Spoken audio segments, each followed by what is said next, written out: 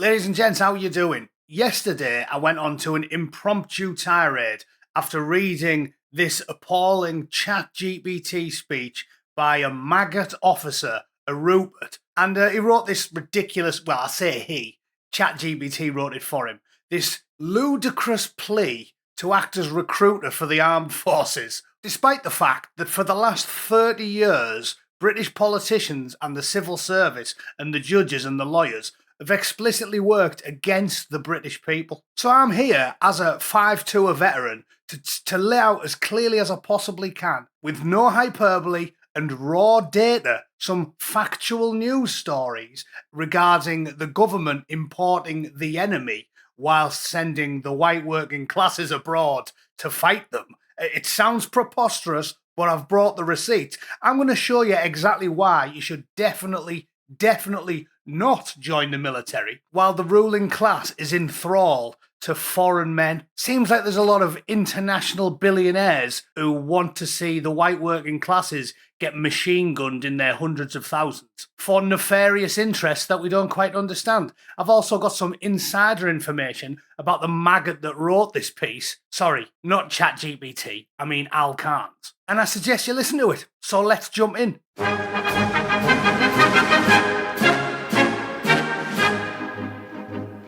Right, if you missed the live stream, this piece is total bilge. It culminates in a statement as ridiculous as this one. Our own freedom is inseparable from the freedom of others.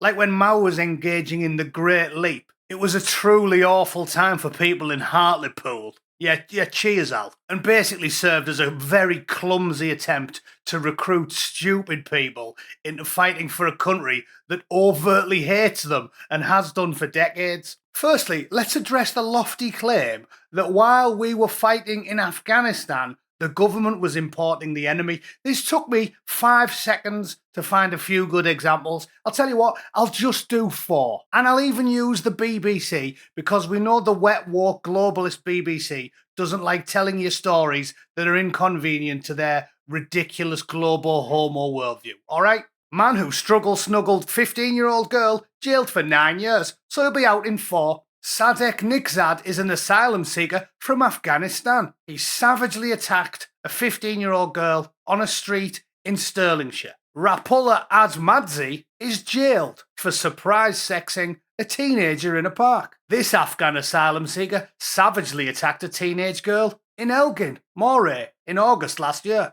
Teenage asylum seekers, 17, sentenced for girls' struggle snuggle. These 2 Afghan nationals savagely attacked a 15-year-old girl in Leamington Spa.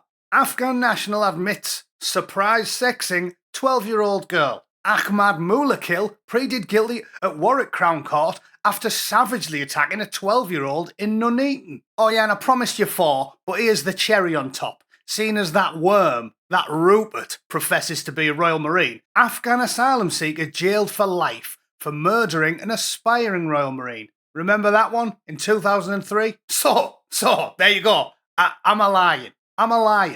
While we, the white working classes, got sent to Afghanistan to fight the enemy for fake reasons that the government lied about. And they lied about Iraq. And they lied about the Wu flu. And David Kelly definitely committed suicide even though he was terrified of needles. And British politicians definitely don't take money off China. Yeah, that hasn't happened loads, has it? Oh yeah, and we blew up the pipeline. In fact, is there anything that they don't lie about? Regardless, I'm going off on a tangent there. Let's stay focused. While we got sent to Afghanistan, the British government imported Afghans so that they could attack English women and children, and Scottish, let's not forget 2 of those heinous crimes were in Scotland, British women and children, while we were deployed in Afghanistan. Think of that.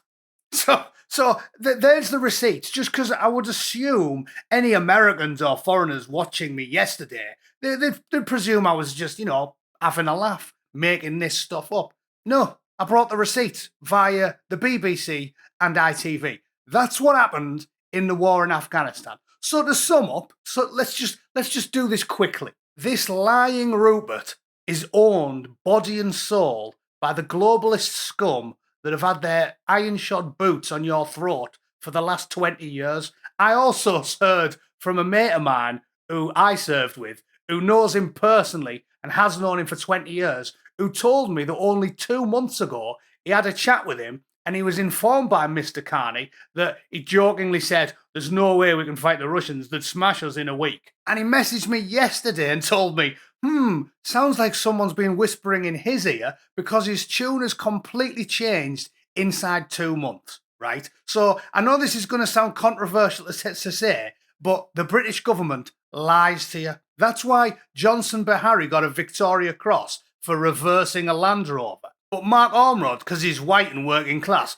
got a bus ticket and a sausage roll when he got 3 of his limbs blew off. Okay, the British government is openly hostile to the white working class. You know it, I know it, and all they do is lie all the time. And every single war we've been involved in the last 2.5 decades has been built on lies, while our ministers work on behalf of the enemy. So if you join the British military at this point in time, you really are as thick as dehydrated whale spunk. And frankly, I wouldn't trust you to run me a bath, walk the dog without feeding it into a wood chipper, or tie your own shoelaces. It's that simple. If you want to read his ludicrous AI-written propaganda piece, knock yourselves out. But coming from a man who joined up when the world made sense, I was a career man until I realised that the government was more interested in protecting the enemy than their own. It struck me as very odd when I was in Afghanistan and the government banned us from shooting the enemy. I thought, why would they be protecting the enemy?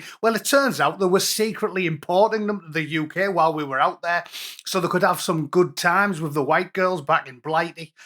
So at least it's cleared that up for me. But if you're watching this and you're thinking of joining the military, don't. And if your kids are thinking of doing it, tell them not to. And if they're already in, tell them to put the chits in. And if they try to send them anywhere, tell them to do what, and I'll hold my hands up here because I slagged him off 10 years ago, Joe Glenton did, and just refuse to go. What are they going to do?